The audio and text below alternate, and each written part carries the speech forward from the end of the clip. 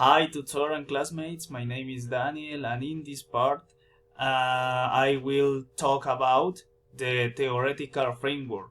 Yeah, and the first, inclusive and innovative assessments in IELTS is defined as a pedagogical, continuous, and reflective process that recognizes the diversity of skills, educational needs, rhythms, and learning styles of students, ensuring equal opportunities for participation and demonstration of communication skills in English. This approach integrates technology pedagogy, digital tools, and artificial intelligence as mediation that favor immediate, adaptive, and personalized feedback, strengthening meaningful, autonomous, and collaborative learning processes. Yeah, in another part, in this presentation, for inclusive and innovative evaluation in IELTS. A new evaluation model oriented to the accompaniment, inclusion, and continuous improvement of learning of English as a foreign language. Yeah, and the first, evaluation beyond the grade. Evaluation in IELTS as ceased to be a simplest process of measuring results and has become a pedagogical practice oriented towards accompaniment and inclusion and continuous improvement.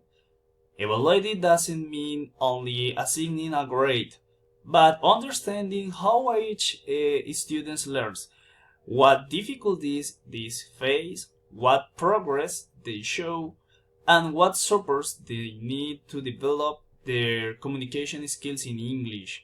Yeah, the next, for this part, inclusive and innovative evaluation practices in IELTS. And the project arises from the need to design fairer, more flexible, and technological and student-centered assessment practices that responds to diversity of skills and rhythms, learning styles, and educational needs and sociocultural context of its students. For example, the classrooms, yeah, and this part, inclusive assessments. Inclusive assessments recognize the diversity of skills, rhythms, learning styles, educational needs, and sociocultural contexts. And according to NIMENT and 2024, it seeks to provide equal opportunities for all students to demonstrate what they know and are capable of doing without their differences becoming barrier to learning, for three aspects, as various instruments and clear criteria and reasonable accommodations.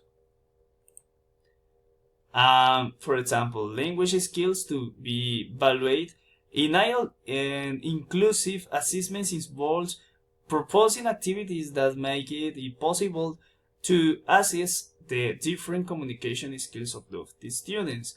And four aspects: listening comprehension, reading inspiration, reading comprehension, orality, and iteration. Yeah, is very important for in this part. Ability to listen and understand spoken English in a different contexts. For this case, listening comprehension.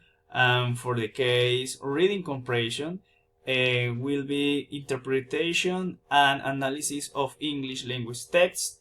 Yeah, academic text. And the other part, reading inspiration, production of reading tests with consistency and precision, and finally orality and iteration. Yeah, communication competences, functional use of language in real communication situations. Yeah, and in this part, we'll talk about the technopedagogy. Yeah, technopedagogy is the intentional integration of technological and digital tools at the service of pedagogical objectives. And it's not just about the use of technological resources, but about educational mediation that transforms how we teach, learn, and evaluate. And according to Shen et al. In 2025, the integration of digital tools and artificial intelligence can foster immediate, adaptive, and personalized feedback processes. Yeah, and formative feedback is this very important. Heidi and Tamperley in 2027 and argue the feedback is one of the most impactful strategies in learning, as long as it allows students to understand where they are going, how they are progresses, and what they need to do to improve. And with the process, it doesn't merely point out errors, recognize strengths, evaluate the student's progress, and proposes roles. It offers concrete avenue for improvement. And finally, a more human and innovative evaluation model. The current integration of these three elements allow evaluation in IELTS to be a learning experience as not just a measuring moment. Inclusive evaluation ensures fairness for students, and technology brings opportunities for participation and follow-up, and formative feedback is very important. Why it's the continuous improvement of learning. Yeah, is of all. Thanks for you participate and watching the video, and bye bye.